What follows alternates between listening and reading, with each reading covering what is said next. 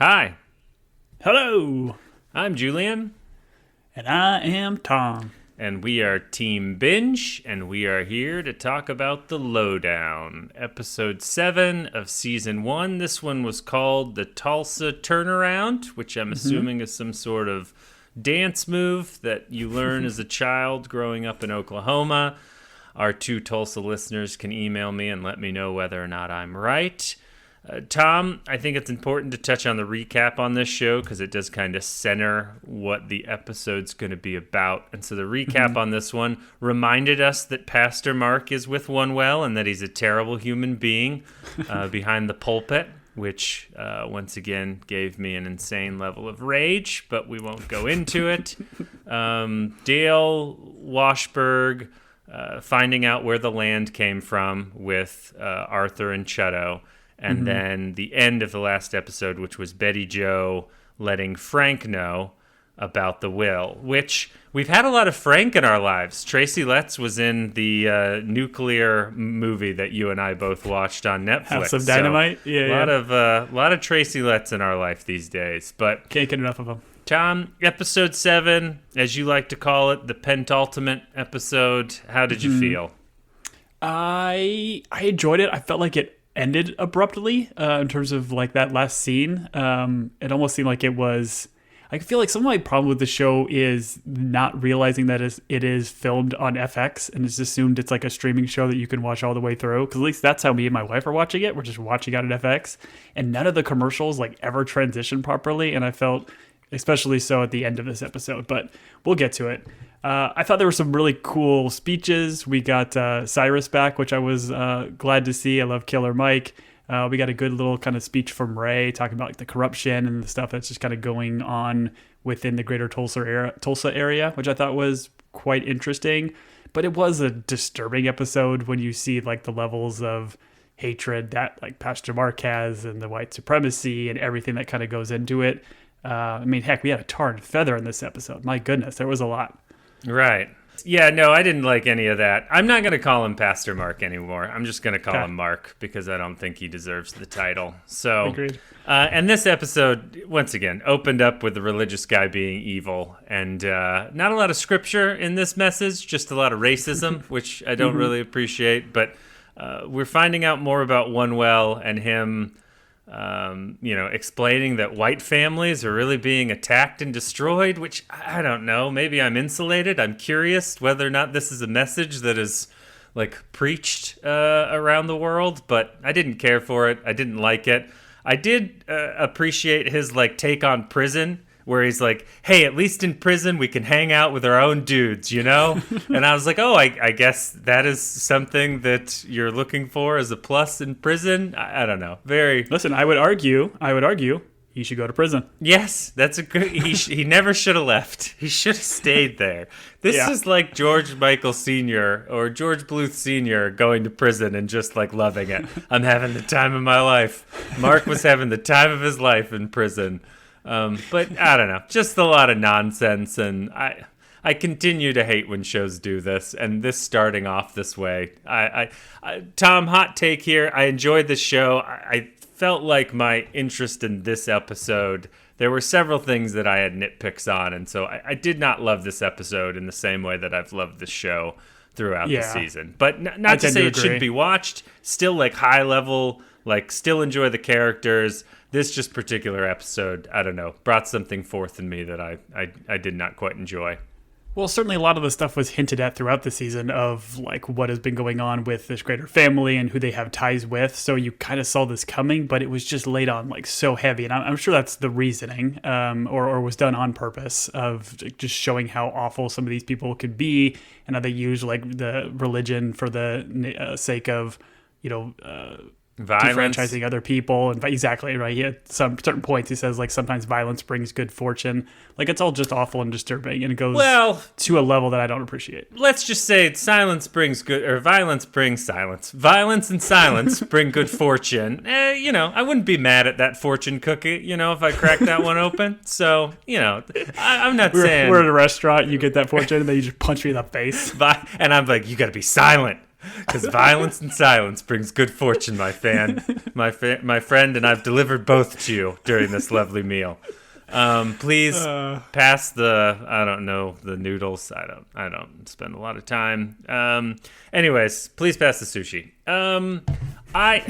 I enjoyed parts of this episode. I think it was a combination of two things. One, some despicable characters were brought to the surface, and then there were some showisms that happened that I was a little bit, and I think we'll talk about it when we get to that end scene and how the show cuts, because I had a lot of questions. But intercut with, and I thought this was interesting how they did this, intercut with Mark at the pulpit, we're cut with Donald Washburn at a campaign event, and this is a reenactment of the Oklahoma land rush, the Sooners, and it's a bunch of kids with wagons.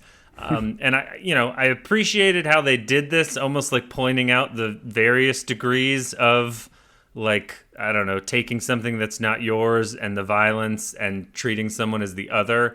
I thought this was just interesting how they went back and forth, both mirroring and then showing differences.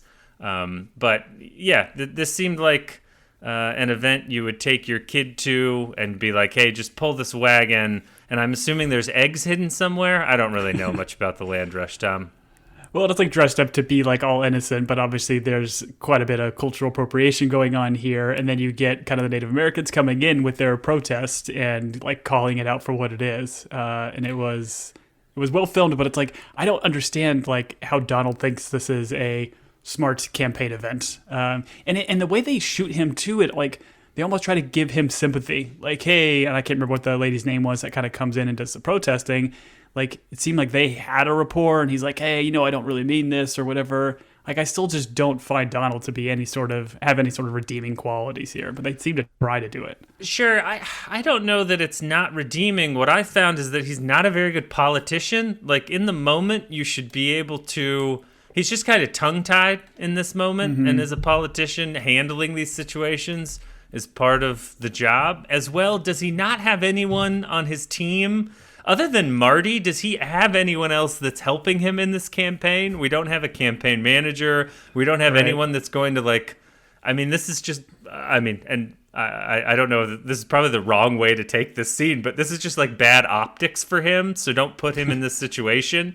But that's just me, being the politically motivated backroom dealing guy that I am, Tom. But he needs a Ben Wyatt. Yes, exactly. Yeah, all the Parks and Rec. He needs a Ben Wyatt or whoever Mark played in House of Cards, which was probably also a terrible person. But anyways, I see what they're doing. I did not really understand, other than paralleling Mark and Donald, what these were all about. And I did appreciate it was hey, protesters show up, say something to him, and then walk away. I was like, okay, this just seemed very, very showism to me. But yeah, I agree.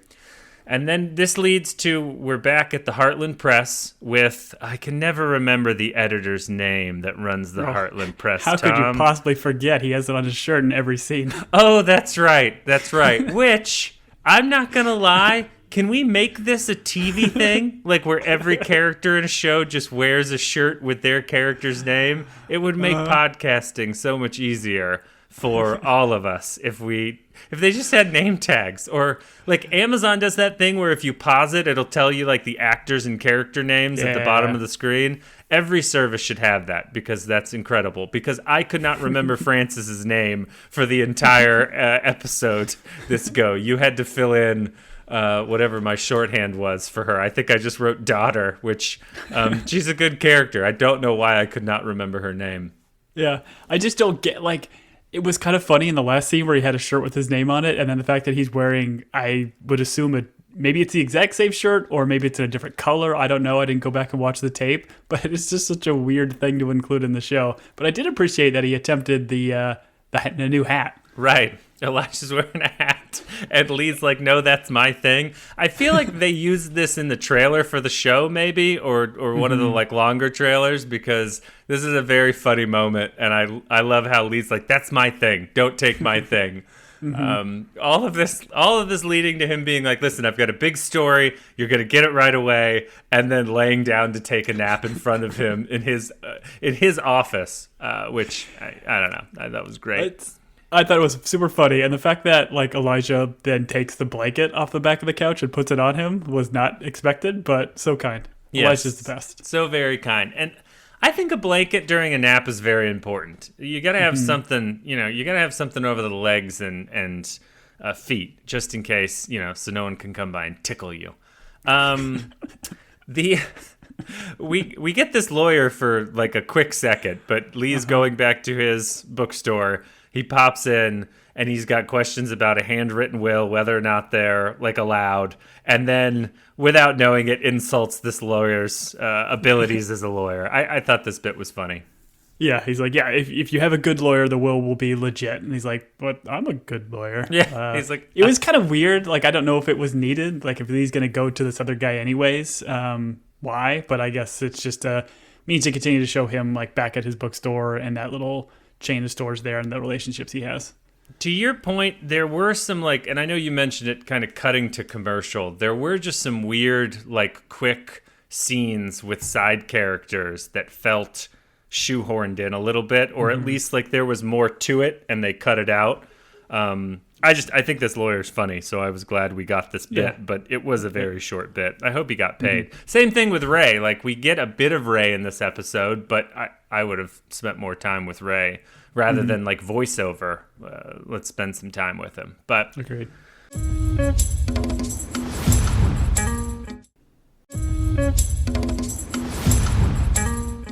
Frank, who is now trying to hunt down this will that he's about to find out from Betty Jo, joins her in a dive bar.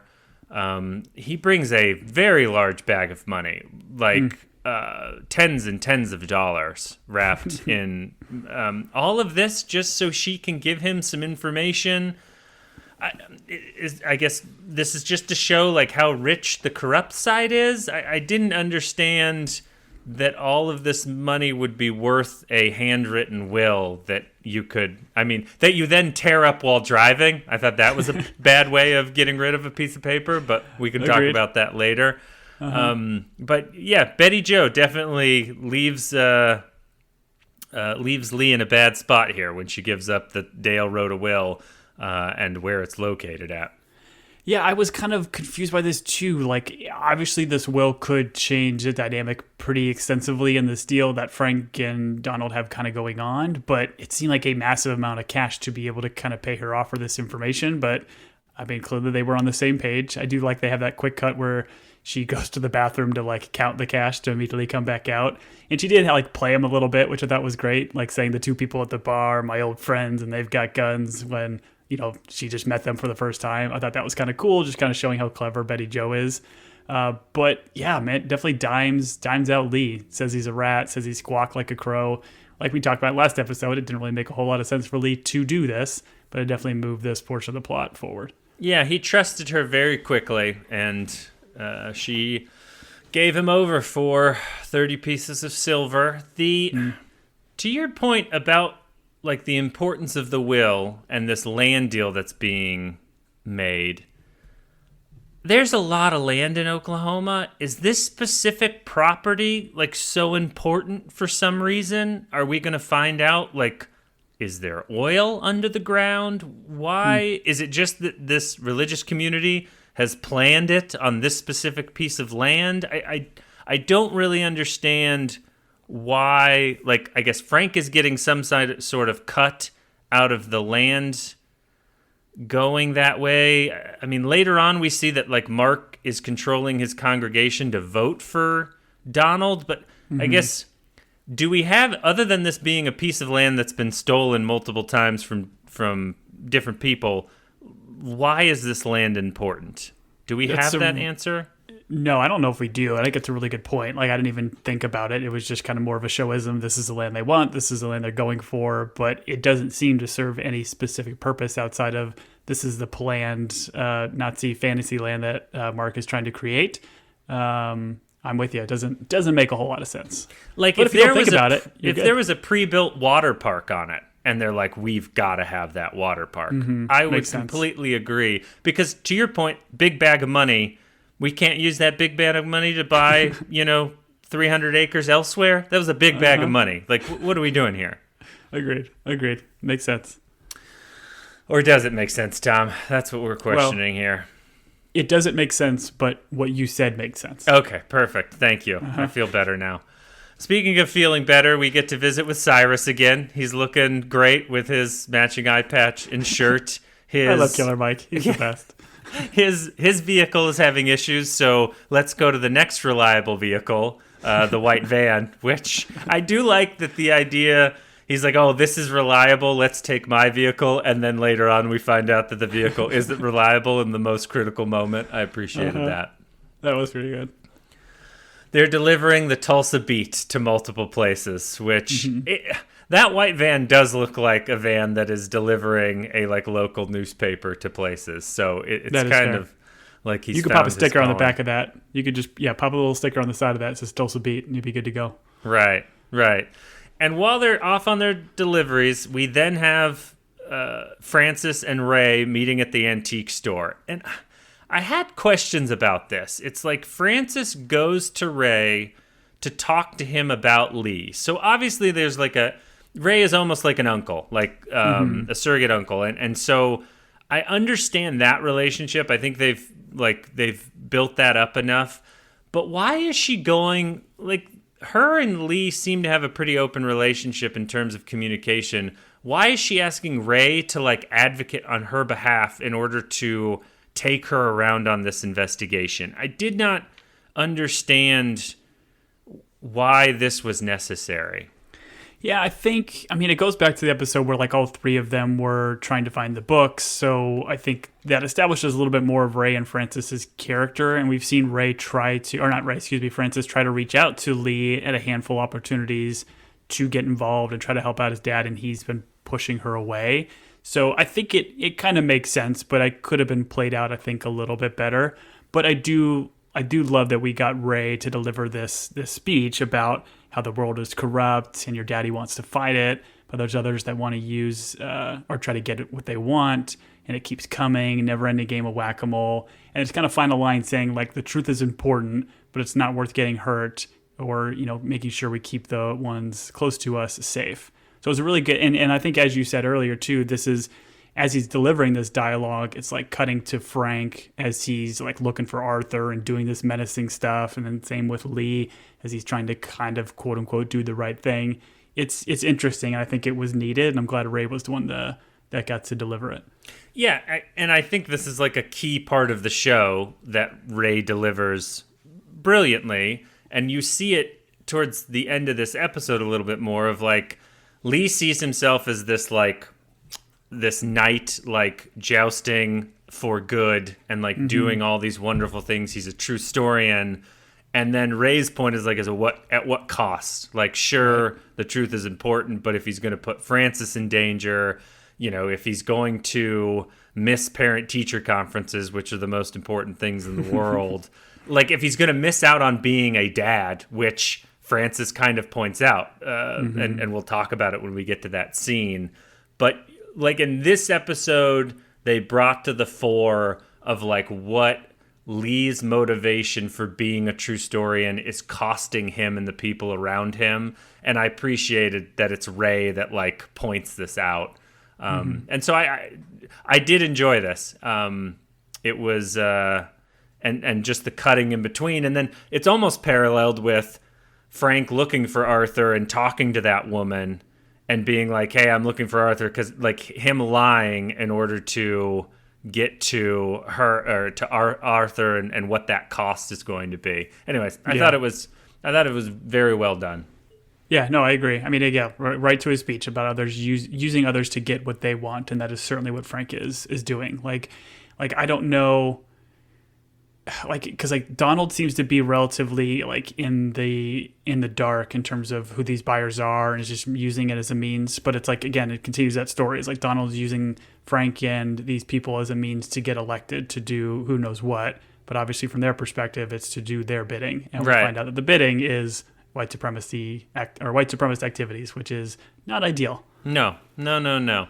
And there's two ways a show can explain something to you, or at least move a character's plot along. They can have the brilliant Ray narrated over cross-cutting, or you can watch a character watch a YouTube video in a diner without headphones, which, of all the things we've seen on this show, the one that I am most upset about is watching YouTube on a laptop with no headphones, with the speakers blaring in public. I thought this is a crime against humanity, Tom. I did not like this. Marty should have had headphones in. We've established Marty's an older gentleman. He doesn't text. He watches videos without headphones. This is just what he does. It's okay. If I had been that guy in the booth behind him, I would have been livid. I love this guy tried to give advice. He's like, hey, black guy, don't go to this white supremacist church video that you're watching. It's probably not a great idea. And he's like, oh, okay, thanks. Right. It was pretty funny. And I appreciate him being like, I'd never go. And honestly, you shouldn't either. And it's like, all right, man, you've definitely been there a couple of times. We understand.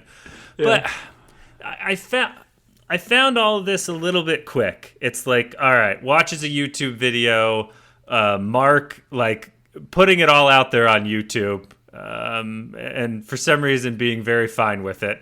And the news, it's like a news story, and the news person's like, hey, these people, they're just, I don't know. The news story felt a little bit more sympathetic than I feel like it should have been for what Mark is spouting on the program.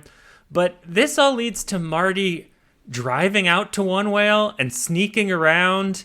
And I'm just going to go out on a limb. In a state like Oklahoma that's probably pretty free with their gun laws, and we even hear stand your ground being quoted later in the episode, Marty visiting and breaking in, this just seemed like a terrible idea all around. And I'm sure he can handle himself. But I don't know. I was afraid for Marty as he was sneaking around. He sees an AR-15 against a wall in the church, and he's like, church. I don't know. He finds they call the city and I don't even want to butcher it, but it's like a biblical name city, and he sees the plans for what they're going to build on the land. Once again, is that why this land is so important, or is there something deeper in it? Is just the history there? And then through this, we also see him scrolling the church website posts, and it's obviously white supremacist speech, but also the website's the church congregation sporting Donald Washburn. We see construction updates on the city they're going to build, or the community, I should say. I don't know. I did not know why Marty was there, but I understand the plot reasons for what they're doing. Yeah, it was a bold play by Marty. I'd love to see Marty actually investigating this side of it and not just essentially being kind of Donald's pawn that we've seen before. And yeah, as they're scrolling through all these websites, I'm assuming, did this come from I know you've had this website domain for a while, everythingwillbealtright.org. No. Is that the site that they were on? No, Tom. No? Don't put that on me. No, I don't. I could never afford a .org, Tom. You know this. This is then .edu, sorry. This is then interrupted by the gentleman who was hanging out at Blackie's house and his wife's or his mother's paramour getting tarred and feathered. Which, do we know why? Did he? I think there's a moment where Alan finds out that he gave some information to someone snooping around. Is that why this is happening, or did they just need some action in this episode, and so we had to watch some guy get, I'm assuming that's chocolate sauce, chocolated and feathered? I did not understand this. It would have been better if it was, chocolate sauce and marshmallows. That would have been much more, it's still tough if it's hot chocolate, but yeah, all this was hard to watch. And yeah, I think it was because he did confess to talking to Lee or saying some of these things to him that led him to One Well or the church or whatever else it is. But yeah, this was, and I know it was disturbing for the sake of being disturbing, but it was almost too much for me. And then him coming out and then screaming out of the woods and then getting picked up by Marty, all that kind of seemed a little cute too, of Marty just being there, allowed to get this guy without anybody else seeing him. It was a little bit too showyism for me. Sure. Sure. I'm going to go the other way, Tom. I loved it. I wanted more of it. He looked just like a beautiful bird, a beautiful pigeon as he flew through the woods, out of the woods, as you just quoted T Swift on accident. Oh, very good. Very good. Accidental T Swift quote, everyone's got a drink. Okay, so we then have Cyrus and Lee delivering papers, which I could have spent a lot of time with these two. We get Cyrus really cooking on just like hateful people doing hateful things, powerful people doing hateful things, and like how dangerous it is. And I enjoyed this, and I enjoyed it even more when Lee tries to copy it in the lawyer's office later in this episode. It was great. It was so good. Yeah, like the speech was delivered incredibly by Killer Mike. I loved it. And then, yeah, when Lee is trying to deliver this to the lawyer and like you look at Cyrus's face, it is so funny because he's just like, oh gosh, what is he doing? Is he really trying to do this? And then even like the lawyer was like, I don't know what you just said, but I'm in. What you just said. What's so funny is we've all done this. Like we've heard something that's very like deep, and like provocative, and you're like, oh, that's like really well said, and you try and digest it, and then it's typically you're like, hey, I heard this on a podcast, or I read this quote, and then you completely butcher it, and you're like, oh, using words in the right way, very difficult, which I find out every Wednesday when you and I sit down to do this.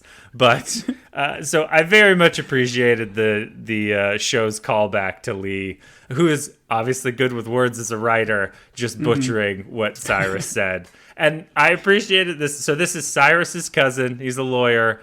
And Lee is trying to get him to help with what's going to be the will, you know, when he gets his hands on the will, and have them go after the people in power. And so I appreciated this. This was all very funny. All of this leading to Lee realizing he's late for parent-teacher conferences. He's got to drop Cyrus off. And he's like, hey, Cyrus, remember you gave me that gun? I lost it. I'd like a second gun. I loved that. That was just so funny. The line was delivered so well. He's like, remember that? And then he's like, I lost it, man. And then Cyrus immediately like, all right, man, I got another one. He seems a bit irresponsible to be giving Lee another gun. He opens his car door, which other people are working on right now, and he pulls a gun from like under the seat or the door. I told you, this show's like gun handling is wildly irresponsible, but I'm for it. This was so funny. Just to be like, I lost a gun. Anyone could have it right now. I don't know. I appreciated it. I almost, when Arthur reaches for the gun in the drawer, for a moment I was like, oh wait, did he find Lee's gun? But I'm sure left it there. Yeah, I was wrong on that. Anyways, speaking of Arthur, we're then go to Frank talking with Arthur. He's trying to get the will.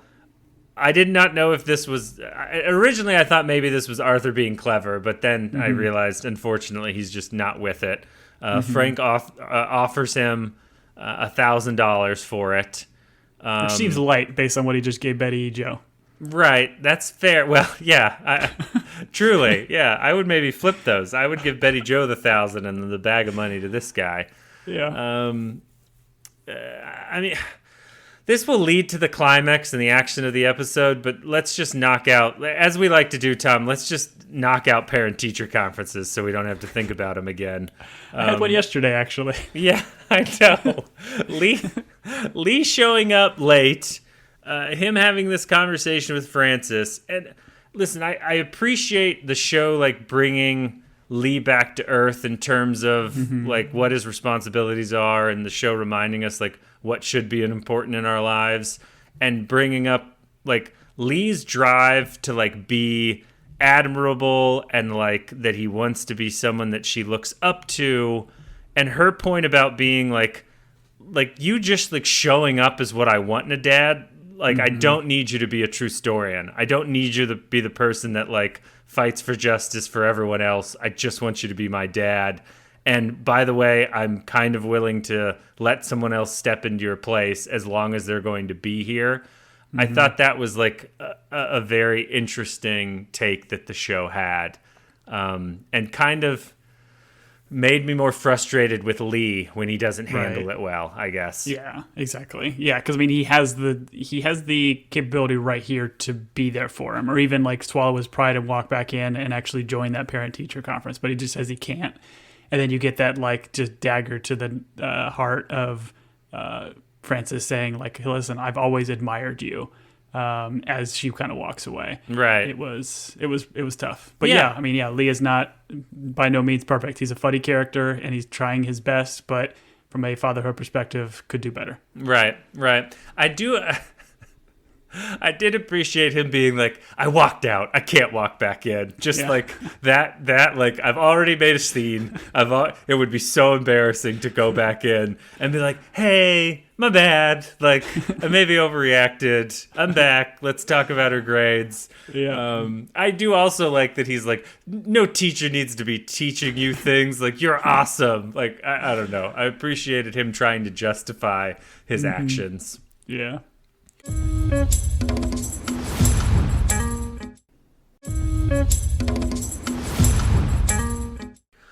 This leads to a phone call from Marty. Marty's like, get to the burn ward. Lee starts asking questions, and Marty's like, just get to the burn ward, you idiot.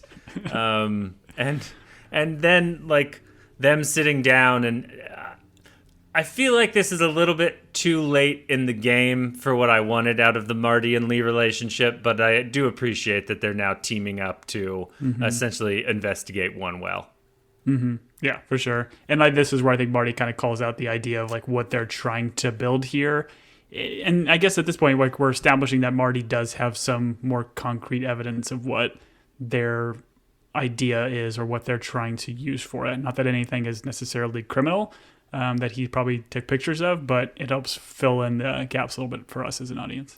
You mean that they are building a all-white person community for white people so that they can, I guess, live in some sort of utopia, and that's why they want the land? That's what you mean? If it's under a church, those I think they just do it for tax purposes. Oh, golly. All right.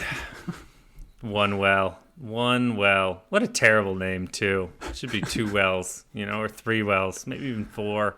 Yeah, they don't share. Know. The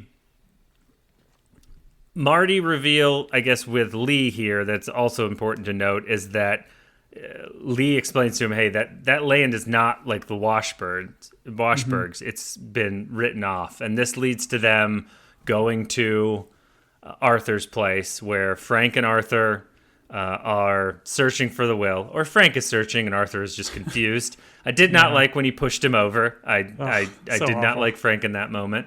I will say that Tracy Letts plays this character incredibly well. I hate Frank, and I think that's the point. Arthur pulls the gun out of the drawer once again, like loaded, not in a box, not in any lock and key, just in a drawer. And he seemed to be going for the will, right? Isn't that drawer is where he pulled the will out of? So it's like he was going to the will, is just going to hand it over, but then kind of has that flashback and essentially sees Frank in, I guess, Frank's ancestors that shot his grandfather. So then he, pulls out this gun and tries to take matters into his own hands. And I was like, I think this is when it cut to commercial. I was like, oh, this is going to be great. Arthur's going to get some justice here. But of course, the show's not going to give us that. Sure. And this is the moment where my outer range and black matter brain was like, oh, Frank's a time traveler. He was the one that originally stole the land. But then they switched the face back to the other actor, and I was like, okay, this is not outer range or black matter, Julian. There's just one dark matter. timeline. That would have been fun. What did I say? You said black matter. Okay, yeah, dark matter. Sorry. A bit racist. Go listen to our back catalog. Anyways, this I didn't care for this. Lee and Marty show up. Arthur's been shot. Frank's driving off. Frank makes it seem like he did it out of self-defense. I did not like that Arthur died.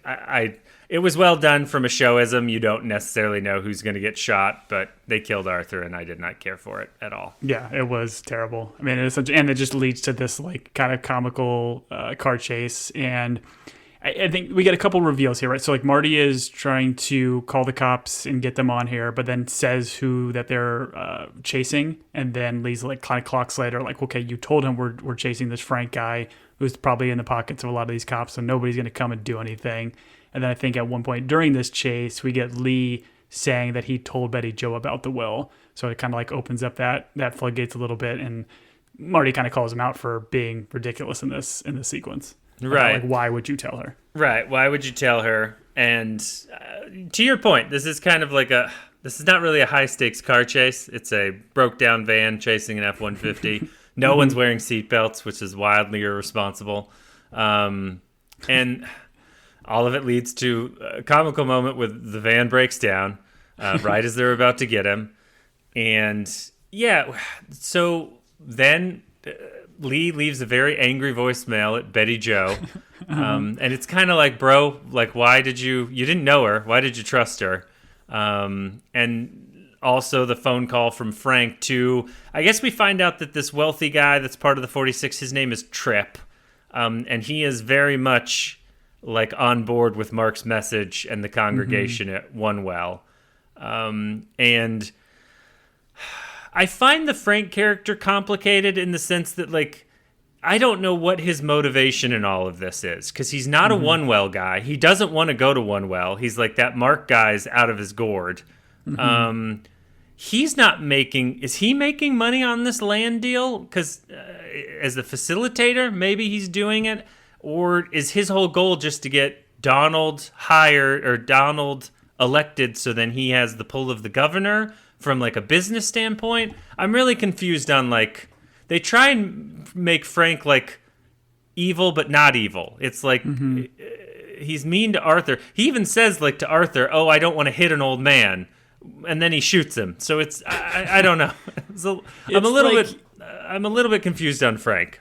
I'm with you. I feel like it's kind of like just levels of both corruption and hatred towards like others. Whereas, Mark is dialed up to 11 and Frank is certainly on the spectrum, delivering those speeches to the 46 and doing what he's doing to look the other way. But yeah, they tried to almost make him a little bit sympathetic to a point, because he does, like your point, he calls out Mark as being essentially a lunatic here. But Tripp tells him, hey, listen, go here. You'll be safe. Like, if they wanted you gone, they would have killed you already. I do not believe he will be safe. I do not believe the congregation that stores their AR-15s in the pews is a safe place to be. I just don't. And he's like, oh, get rid of the will. And he just rips it up and throws it out the window. Like, you got to burn that, man. Like, I don't know. Has he not seen Argo, where they're like putting all the papers from the shredder together? Come on. It doesn't take that much time to like puzzle a piece of paper back together. Especially because when he threw it out, it kind of just landed in the same spot in the road. This is insane. That's going to be my point. I would say sprinkle it out over the next couple miles as opposed to all in one pile.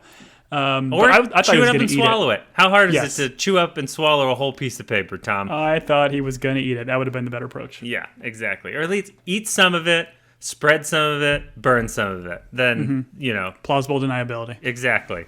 Like, they're like, did you eat it? Works. I ate some of it. Did you burn it? I burned some of it. Did you rip up? I ripped up some of it. Like, no one's going to catch you then. Yeah. I did not like this end scene. It did not make sense to me.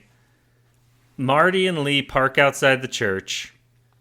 Lee, being armed with a gun that he recently acquired, is like, oh, I've got some Hunter S. Thompson in me, and then goes into this church, doesn't realize, like, church is in session, asks for Frank, and then pulls a gun. I did not, like, Lee is a talker. He's like a talk myself out of the situation. Like, I guess, is he so fired up at Arthur's death that he's, like, this has led him to pull a gun? Did the angry voicemail he left to Betty Jo just, like, set him on edge? I did not understand this. This seemed unnecessary. And I know Lee's not the most responsible of characters, but this seemed wildly irresponsible from a character standpoint. I did not like this, I guess. I couldn't agree more. Like, for a guy that they've kind of set up the whole season of showing us that he's really good at like talking his way out of situations or charming kind of people. prying in. Yeah, like the fact that he would just kind of run in here literally guns blazing is bold, especially what he knows. And he doesn't know everything about One Well, but he knows enough to know these are dangerous people. And I think he can just kind of pull a gun in this place was wild. And it doesn't go well for him because the other guys have slightly larger weapons that they point on him. Right. And I would argue that if someone burst into your church, pulled a gun, and started shouting, if they shot him, they probably aren't going to jail. There's probably like a justification, certainly in certain states. So I don't know. This just seemed like a mistake to me, and it seemed like they wanted to ramp up the drama prior to the finale. And so I'm going to be curious on what type of like tap dancing we do in the beginning of the finale, because most of the shows, Tom, we get to, it's like, hey, the conclusion is a gunfight. Like, that's how we solve all our problems. I don't think this show's conclusion is a gunfight. And if it is, I'm going to be a little bit disappointed that, like, that's where the show ended up. Yeah, I mean, the assumption is here, like, he'll get away somehow, he'll shoot the ceiling, and the chandelier is going to fall on all the guys. Like, classic church with a chandelier. That's right, exactly. Tom. It's a classy church. I mean, it's going to be one of those kind of situations where then I'm sure they get in the car and then make their getaway. And I don't know, an ancillary character might get shot, but it's just weird. And again, even like I'm okay with you ending the episode like this, but it was like ended like mid-sentence, like while he was talking. It was just so abrupt. And then I think, again, watching it on cable television, like FX says, oh, tune in for more scenes of next episode. And then it just kind of gives you like one quick cut and then credits. It was just abrupt, and I would have liked a better, like, I don't know, like pin at the end of this episode to kind of set up the last one rather than the way they ended this one. But again, still having a good time with the show overall. I've liked the story. I've liked the characters. Some of this stuff is been disturbing, and I know it is probably on purpose, but to the point where it's not as fun watching television. You know, I watch a lot of television to kind of escape, and some of this stuff is a little bit heavy. And, you know, in our unfortunate political times right now, where some of these people kind of feel like they have the rights or they have the ability to kind of be more openly hating against other people, it's scary, and I don't like it. Sure. I understand that. I do want to, just to the abruptness, Tom, having watched this with commercials, all of a sudden you're in a commercial and you're like, wait, how did I get into a commercial? And so they have done something, once again, I don't, you know, because this plays on FX initially and then it's dropped streaming on Hulu or whatever. So I don't know. It's just, it is a weird edit, and I don't know whose job that is. And yeah, to go back to your point, to start an episode off with a terrible person like Mark spouting hate, you're kind of like, okay. And a lot of times the show can like overcome that with some comedy, but when you end with a gun pulled in church, you're kind of like, okay. So these are all nitpicks. Like, still a huge fan of the show. I think it's very well done. I'm interested to see how it lands and whether or not they do more seasons. Our boy Ray was back, which was good to see. So I'm interested. Friend of the pod, Ray. Yeah, I'm interested to see how they wrap it all up. If we missed something, you can reach out to us at teambingepodcast@gmail.com. Tom will talk about all of the other things. And I'm looking forward to the finale. Tom? Yeah, samesies. We have, check us on the socials at Team Binge or at Team Binge Podcast on Blue Sky, Twitter, Instagram, all the big ones. Let us know what you think. If you're enjoying our nonsense, please rate and review us on Apple Podcasts. Helps get our show out there. We'd appreciate it. And stay tuned. We'll probably have some news here coming out soon now that we're wrapping up this show with what we will be binging next. So we'll probably announce that on the finale pod next week. Wonderful. Tom, I have been Julian. And Julian, I have been Tom. Till next week, everybody.